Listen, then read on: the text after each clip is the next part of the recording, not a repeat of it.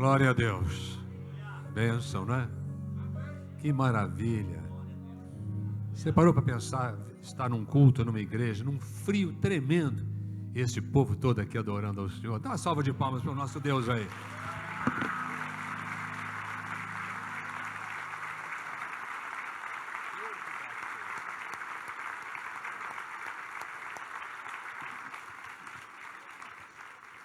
Cumprimente aí os seus vizinhos.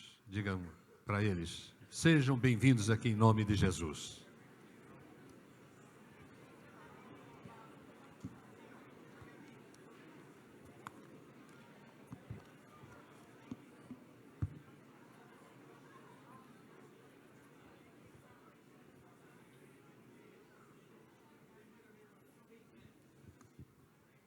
Nossas comunicações já foram feitas pela Central News e pelo nosso boletim, pelas redes sociais. O que eu vou falar agora não é um aviso, não é uma comunicação, é uma convocação. Todas as sextas-feiras do mês de setembro, das 8h30 da noite às 10 horas, nós estaremos aqui, estou convocando a igreja para termos um tempo especial de oração. Toda sexta-feira de setembro, das 8h30 da noite até as 10 da noite, estaremos aqui orando pela sua família, pela sua saúde, pela sua empresa, pela sua vida espiritual, por todas as necessidades que você tem. Vamos nos unir em força na oração aqui às sextas-feiras. Estaremos trazendo a cidade de Santo André aqui para as nossas orações, para que Deus salve Santo André. Estaremos orando. E estamos fazendo um grande desafio para a vida da nossa igreja.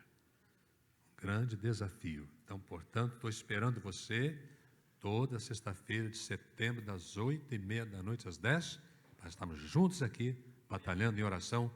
Grandes coisas nós veremos em nome de Jesus. Abra sua Bíblia no Evangelho de Lucas, capítulo 9, versos 23 a 28. Lucas, capítulo 9, versos 23 a 28.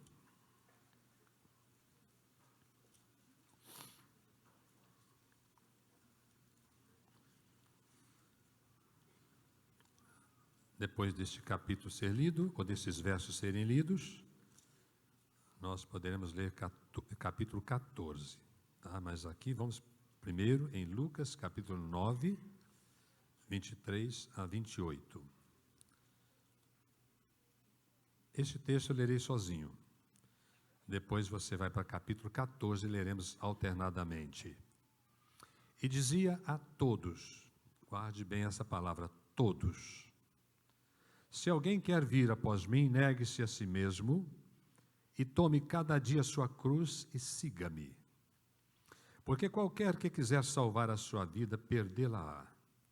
Mas qualquer que por amor de mim perder a sua vida, a salvará. Porque o que aproveita o homem granjear o mundo todo, perdendo-se ou prejudicando-se a si mesmo? Porque qualquer que de mim e das minhas palavras se envergonhar, dele se envergonhará o Filho do Homem quando vier na sua glória e na do Pai e dos santos anjos. E em verdade vos digo que todos que aqui estão, alguns há que não provarão a morte até que vejam o reino de Deus. Lucas 14, por gentileza. Verso número 26 eu vou ler, e depois vocês lerão 27, e iremos nos alternando até o versículo de número 34. Ora, ia com ele uma grande multidão, e voltando-se, disse-lhes: se alguém vier a mim e não aborrecer a seu pai, e mãe, e mulher, e filhos, irmãos, e irmãs, e ainda também a sua própria vida, não pode ser meu discípulo. Qualquer que não levar a sua cruz e não vier após mim, não pode ser meu discípulo. 28.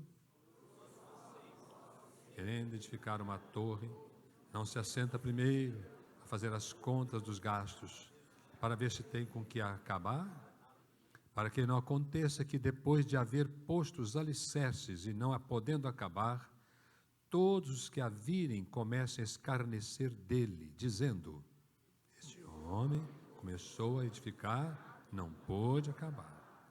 Ou qual é o rei que, indo à guerra e pelejar contra outro rei, não se assenta primeiro a tomar o conselho sobre se com 10.000 pode sair ao encontro do que vem contra ele com 20.000? De outra maneira, estando outro ainda longe, manda embaixadores, pede condições de paz. Assim, pois, qualquer de vós que não renuncia tudo quanto tem, não pode ser meu discípulo. Vamos reler este verso. Assim, pois, qualquer de vós que não renuncia a tudo quanto tem, não pode ser meu discípulo. Complicado. Queiram sentar-se. Seguir como verdadeiro discípulo é o nosso assunto. Seguir a Jesus como verdadeiros discípulos. É interessante que a chamada de Jesus, a oportunidade que ele dá para que nós o sigamos, tem trazido no mundo evangélico, não só no Brasil, mas no mundo todo, uma certa preocupação, porque realmente Jesus nunca fez um convite frágil. Nunca. Existe até uma mentalidade que não pode ser descartada, ela é verdadeira até certo ponto, de que nós nos convertemos, mas não somos discipulados.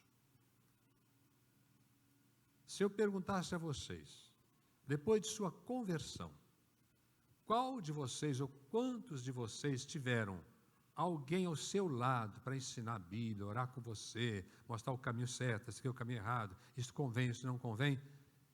Eu mesmo nunca tive isso na minha vida. Não conheço, estou sendo honesto com vocês, eu não conheço um crente que tenha tido um apoio pessoal. Eu me converti e irmão fulano de tal, que é crente há mais tempo e mais maduro do que eu, me discipulou e me discipula até o dia de hoje. Eu não conheço ninguém que faça isso. Mas existe uma mentalidade de que discipulado seja isto, uma espécie de crentes maduros, que ajudam outros crentes, crentes mais crentes, que ajudam os menos crentes. Os crentes, mais consagrados, são chamados de discipuladores, e os crentes mais frageizinhos, menos dedicados, são chamados de crentes. Um é discípulo, que é o discipulador, e o outro é membro de igreja. Mas se você perceber, nas palavras que Jesus usa para chamar os seus seguidores a si, note bem, voltando lá no Evangelho de Lucas, capítulo 9, versículo 23, e comparando com Lucas, capítulo 14, 26 em diante, que Jesus chama a si todos. Toda pessoa que Jesus chama para vir a ele é chamada de discípulo. Ele não chama membro de igreja, ele chama discípulo. Então, o discípulo é toda pessoa convertida. Jesus não chama você nem a mim para sermos seguidores de segunda categoria. Então, ele fala assim, bom, Ari, é assim, o Pedro vai ser seu discipulador. Ele é meu discípulo, ele é de primeira. Agora, você está começando agora, ser membro da igreja, ser de segunda. Não existe isso. Você é chamado para ser discípulo. Eu sou chamado para ser discípulo. Só existe uma chamada para que sejamos discípulos. Todos nós. Todos. Fulano é um homem consagrado, ele é um grande discípulo. Você também é. Você é discípulo. Você também é para ser consagrado. O pastor é consagrado, ele é um discípulo. Sim, é verdade. Mas você que não é pastor também é consagrado porque você é discípulo. Não existe uma chamada para gente de primeira, na primeira classe, e para gente de baixo, segunda classe. E mais, as coisas vão se apertando, se você perceber nas Escrituras, que Jesus mostra que, às vezes, no nosso ajuntamento, no ajuntamento do povo que o segue, que faz parte das suas igrejas, existe muita gente que não é dele, mas que o segue. Olha. Então, isso chama a sua atenção nesta noite. Por exemplo, em Mateus 13, 24 e 25, ele fala sobre o joio que o diabo coloca junto com o trigo. O joio é uma planta de tal maneira parecida com o trigo que até os especialistas na matéria erram, não conseguem separar. Eu conheci um engenheiro agrônomo, foi minha ovelha, foi ensinar a África como é que se planta produtos oleaginosos. E ele disse, pastor Ari, a gente só conhece a separação entre o joio e o trigo pelo sabor. Porque é tão parecido que até os técnicos, até os especialistas se enganam. E Jesus diz assim, na igreja dele, no mundo espiritual, no seu reino, muita gente vai ser joio. Igual o crente mesmo, igual o discípulo. Você só vai descobrir no final quando os anjos fizerem a separação. Vou dizer, você não é trigo, você é joio.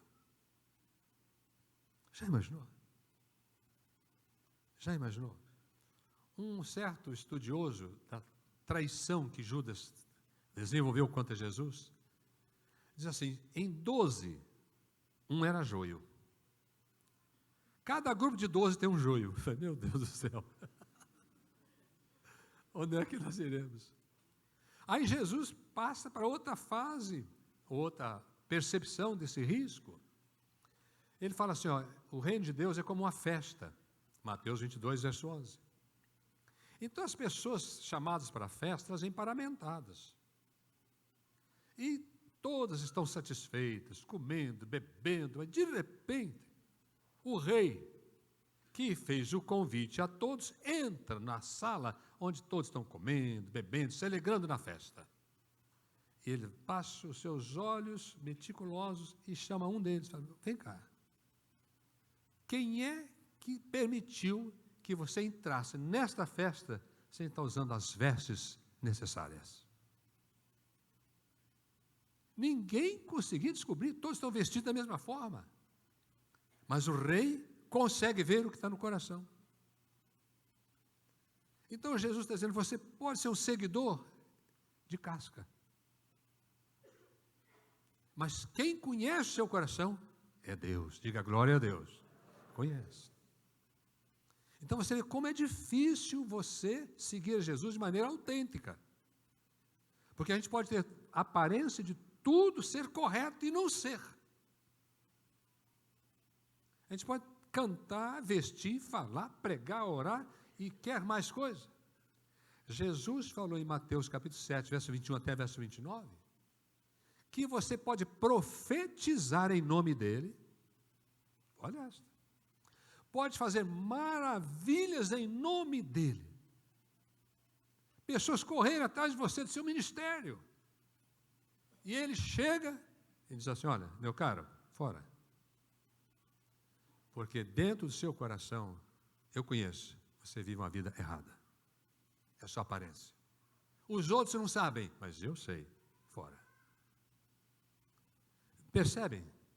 Então, quando Jesus chama, ele chama para que eu e você sejamos autênticos discípulos. Discípulos verdadeiros, verdadeiros. Não há chance para você ser de segunda categoria. Ou você é de Deus.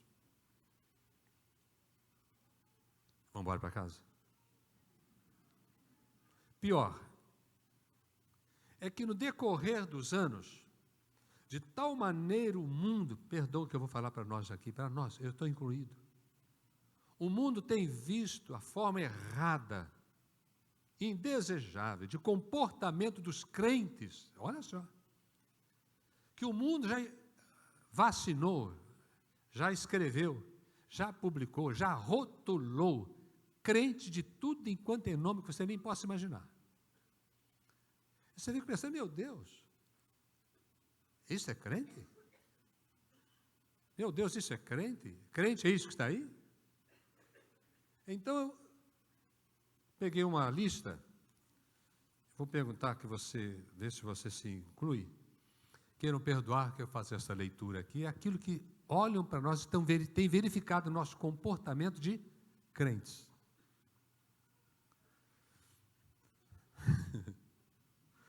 O crente açúcar, se cair chuva, ele derrete. O crente chuchu pega qualquer gosto e a Maria vai com as outras. Olha só, parece brincadeira, mas é o que estão nos rotulando. O crente quiabo vive escorregando na fé. É chamado de crente. O agente secreto, ninguém sabe que ele é crente. O crente borboleta vive de igreja em igreja. O crente oba-oba tem que ser festa. Crente carrinho de mão, alguém tem que empurrá-lo até a igreja. Vai pensando quem você é e quem nós somos, né? Crente gelinho, cheio de não me toques, derrete logo.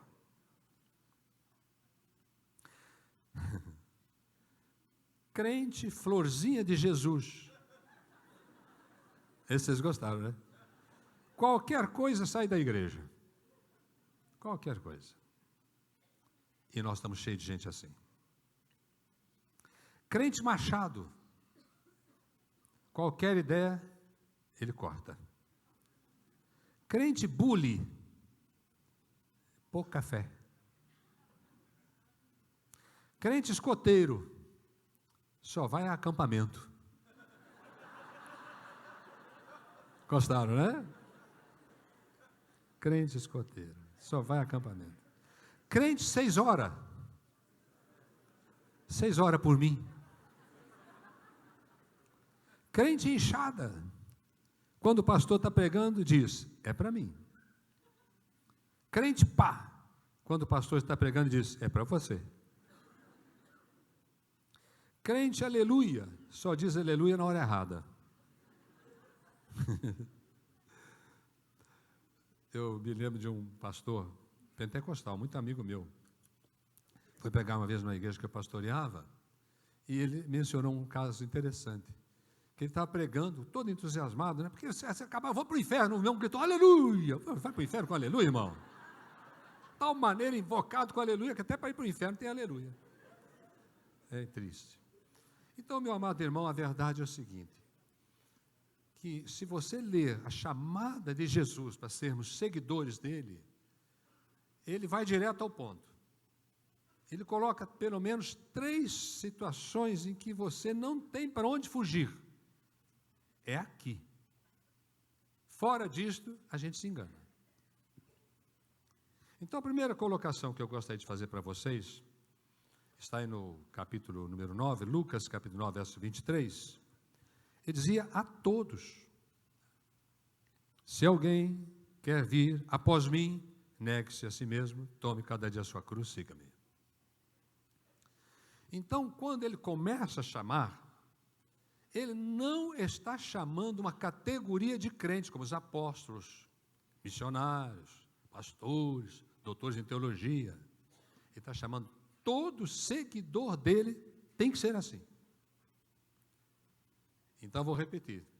Quando Jesus chama, ele chama todos.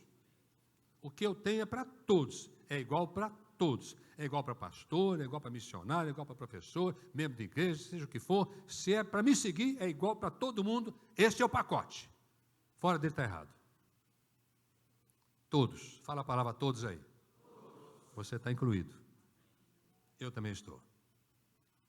Dá para entender? Me diga amém, por gentileza. Não existe crente de segunda categoria para Jesus.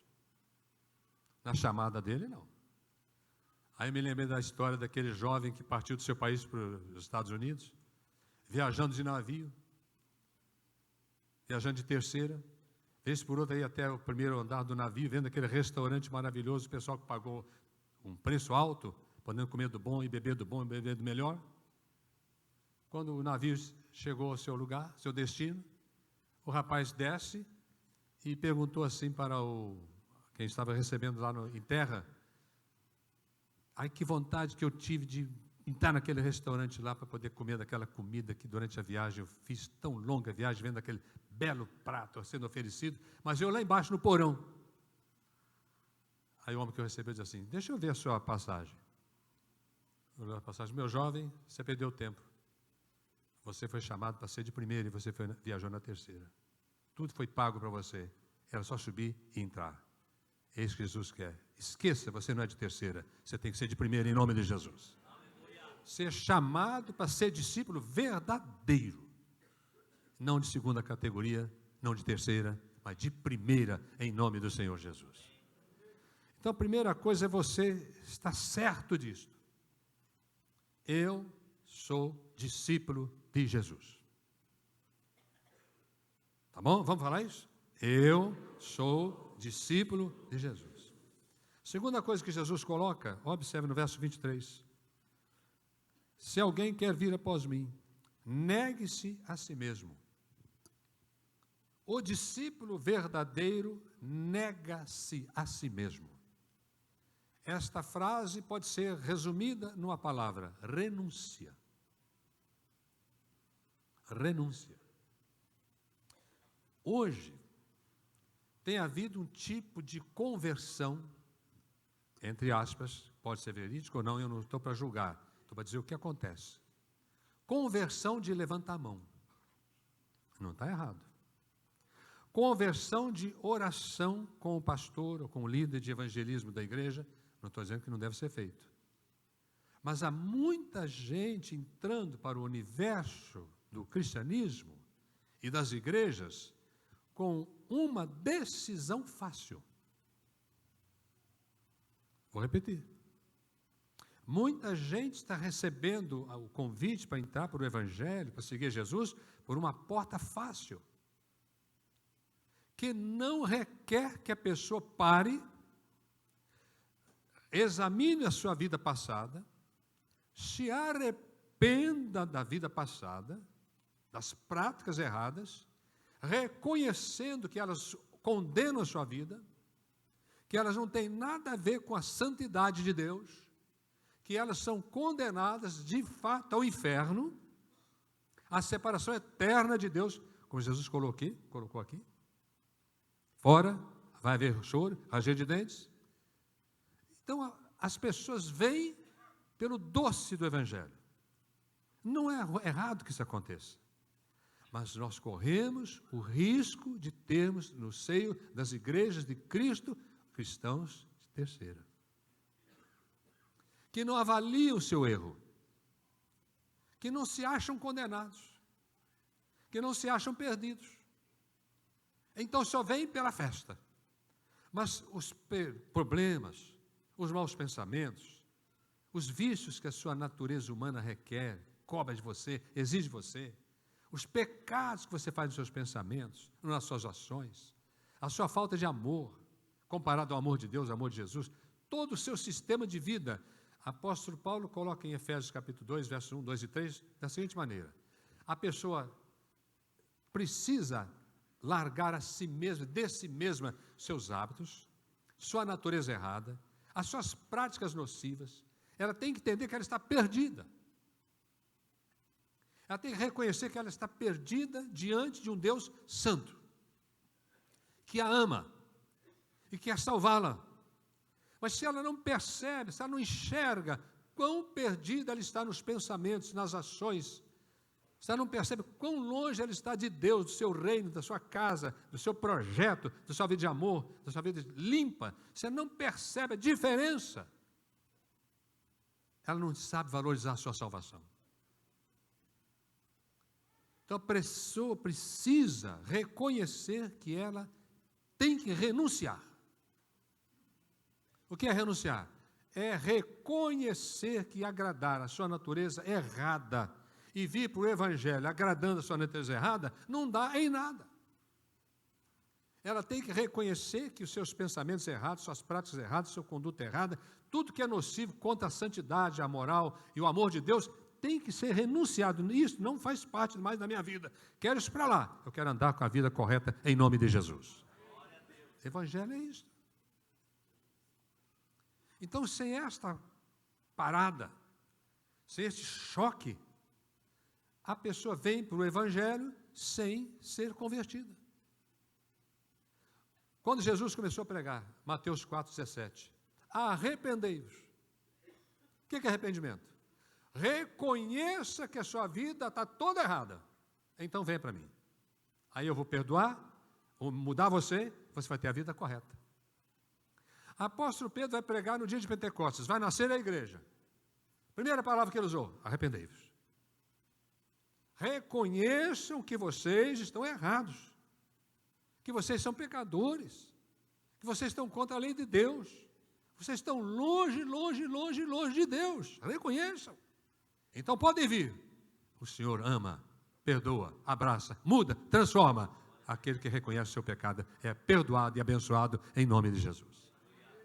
Então é muito importante que na sua caminhada, hoje, por exemplo, você reexamine a sua fé. Porque às vezes você está caminhando como um cristão, mas carregando fardos que já era para ter deixado lá no passado.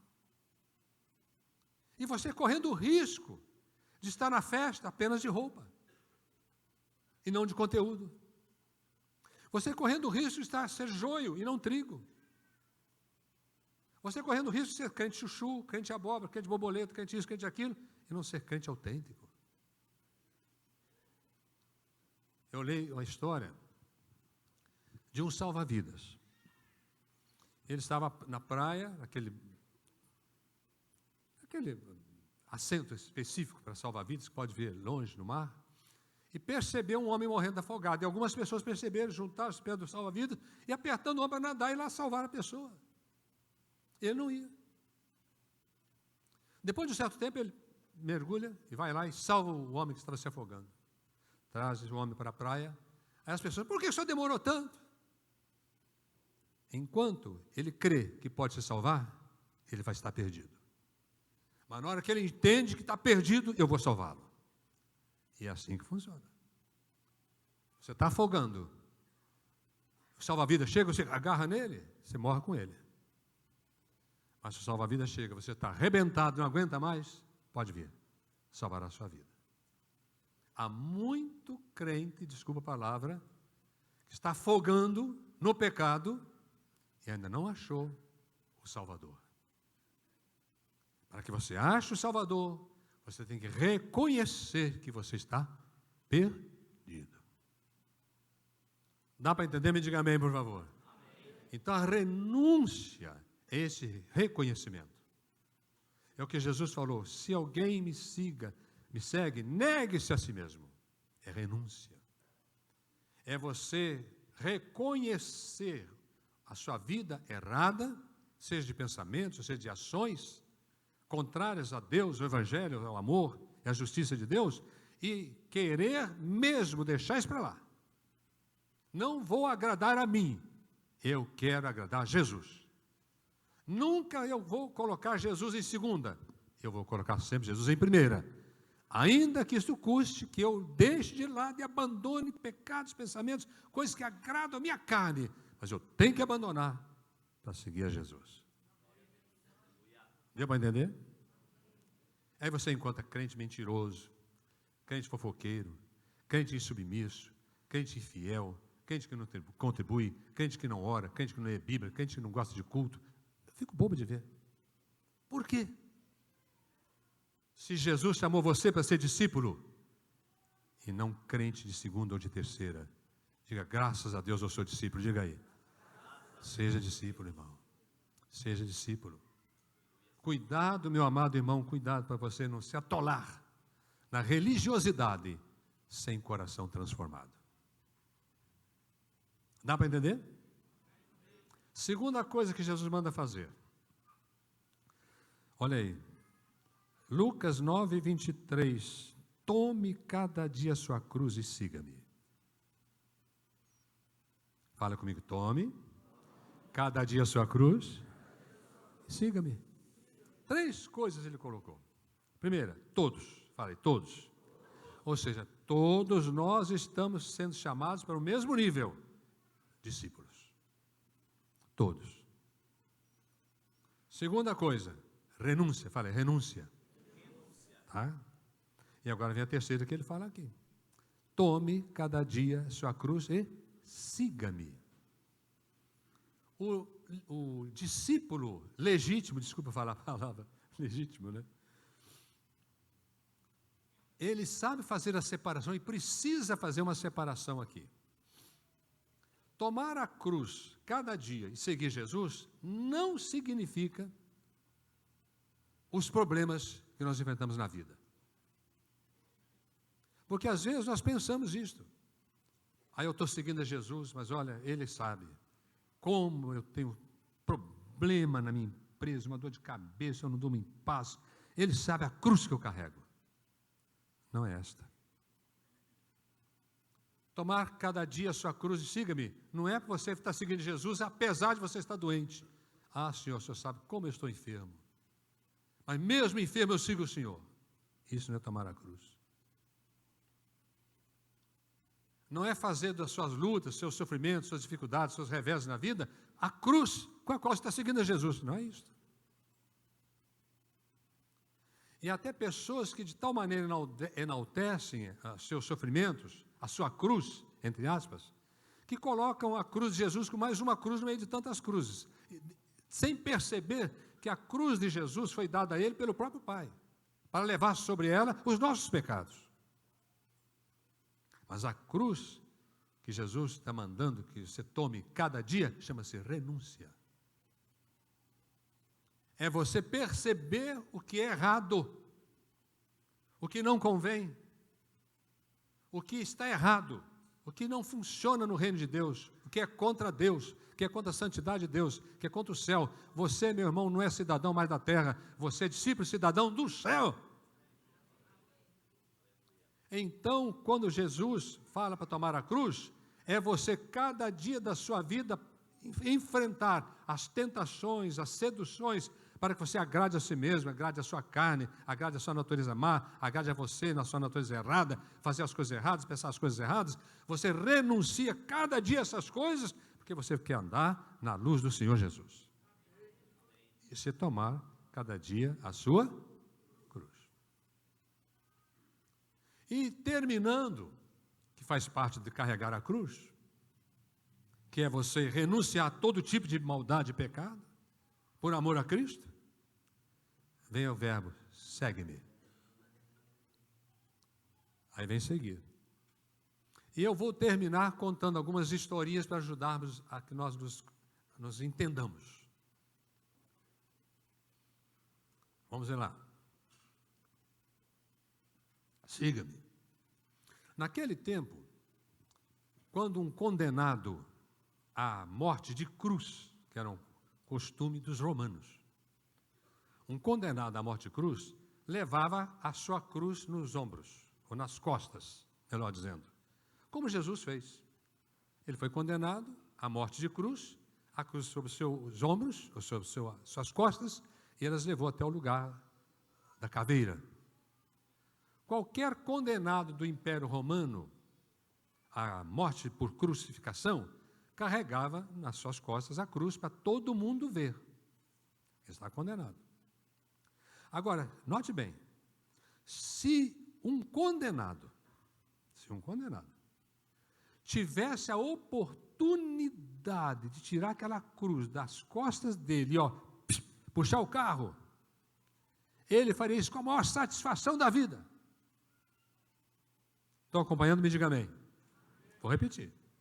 Se um condenado à morte por cruz percebesse uma oportunidade, pequenina que fosse, para arrancar aquela cruz de cima dele e fugir da condenação, ele faria isso com toda a seriedade possível, puxava o carro. Puxaria o carro. Mas o discípulo não é assim. Paulo diz, eu sou escravo voluntário. Eu estou pronto a levar a minha cruz em nome de Jesus. Eu não fujo do meu trabalho, eu não fujo do meu Senhor, eu não fujo das tentações, eu não fujo dos problemas, eu não fujo do pecado. Eu avanço com Jesus, renuncio ao pecado e eu quero andar com Ele voluntariamente. Bendito seja o Senhor. O crente, discípulo verdadeiro, não foge da sua missão. Ele anda com Jesus e vence as tentações. Louvado seja o Senhor. Eu nasci na roça. Sou caipira de sangue. Tenho saudade de porco. Porco na roça, meu irmão, é uma maravilha. Alimentado com fubá, mandioca, abóbora, diz o mineiro. É maravilha. Eu vou contar uma historinha de porco para você. O Dr. Billy Graham foi considerado um dos maiores evangelistas de todos os tempos. Morreu há pouco tempo, vocês sabem disso. E ele conta uma história engraçada, porque lá nos Estados Unidos, além de você ter muito cachorro, o Brasil também pegou a moda agora do cachorro. Quase todas as famílias têm pelo menos um cachorro. Eu tenho uma filha que tem 4. Tem espaço para 4, então ela tem 4. Como o povo brasileiro, o povo do mundo, praticamente o povo norte-americano, principalmente o norte-americano, gostam de cachorro. Mas nos Estados Unidos existe uma região em que o bichinho de estimação é porco. Não sei se vocês já viram isso.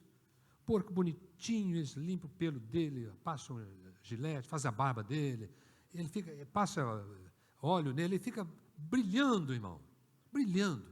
Coin, para lá, para cá, mas é a festa da família.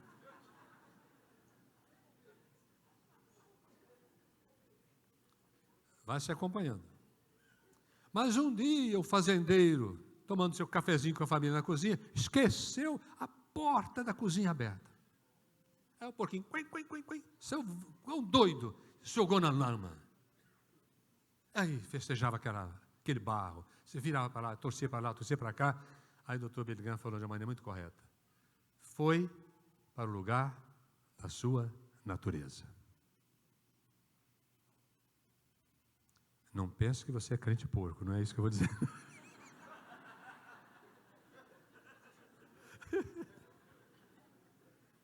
Mas olhe bem o que significa isso. Que o crente, o seguidor legítimo, quando a porta é aberta para se jogar no jogueiro, no chiqueiro, ou na lama, ele corre para o sangue de Jesus.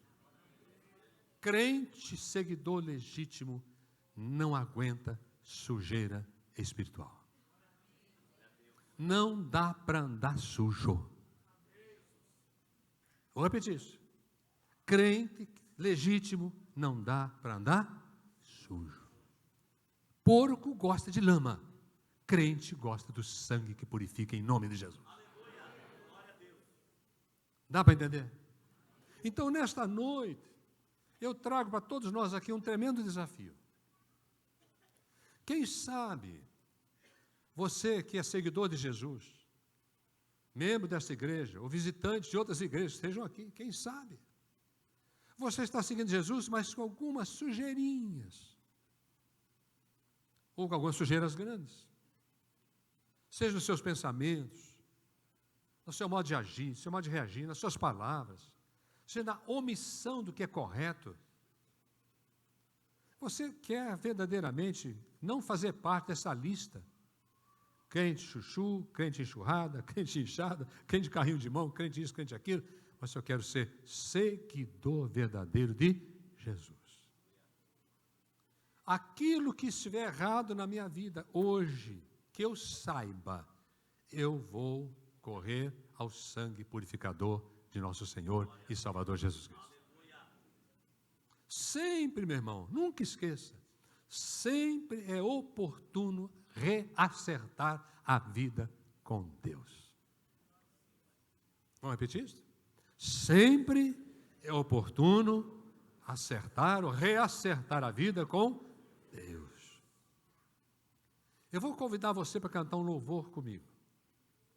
E dentro desse louvor, eu quero chamar você, independente do tamanho da dificuldade, se ela existe ou se ela não existe, porque às vezes não existe. A minha missão aqui não é combater você, é abrir os olhos.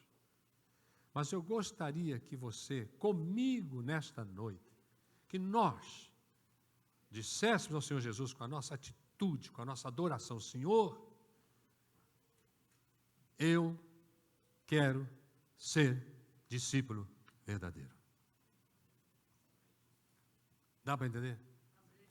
E quando você estiver louvando a Deus, aquele cisco, aquela sujeirinha, ou aquela sujeira grande, que você está carregando na sua vida, fale a verdade para Ele. Fale a verdade.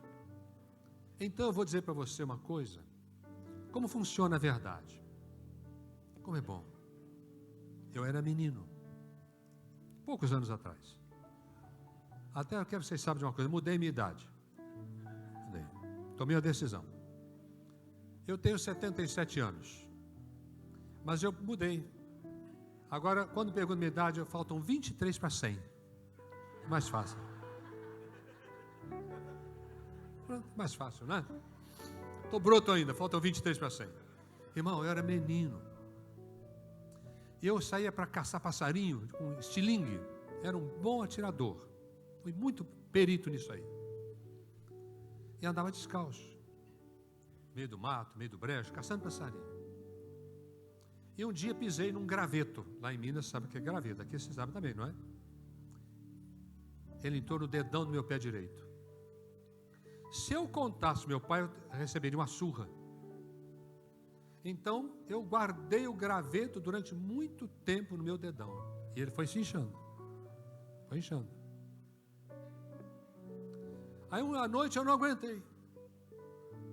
Falei: meu Deus, se eu falar para o meu pai, eu vou apanhar. Não posso falar para ninguém. Dá para o senhor tirar esse graveto do meu dedão? Era menino. Fui dormir. À noite, veio um homem vestido de branco. Olha que coisa. Carregando uma pastinha na mão. E na pasta havia uma cruz vermelha. Presta atenção. Ele abriu a pastinha, tirou um algodão, passou no meu dedão. Ah, irmão, que frescor. Quando eu acordei no outro dia, corri para olhar meu pé, limpinho, sem nenhuma marca. Louvado seja o nome de Jesus. Fique em pé em nome de Jesus. Deixe Deus tirar os espinhos do seu dedão. Fale a verdade para Ele. Senhor, talvez eu tenha medo. Senhor, eu tenho medo de fracassar. Senhor, eu tenho medo da minha esposa, medo do meu marido, medo da minha igreja, medo da polícia, medo disso, medo daquilo. Fale a verdade com Deus, mas não esconda dele. Porque eu falar a verdade para segui-lo, Ele vai tirar os espinhos da sua vida, em nome de Jesus. Amém?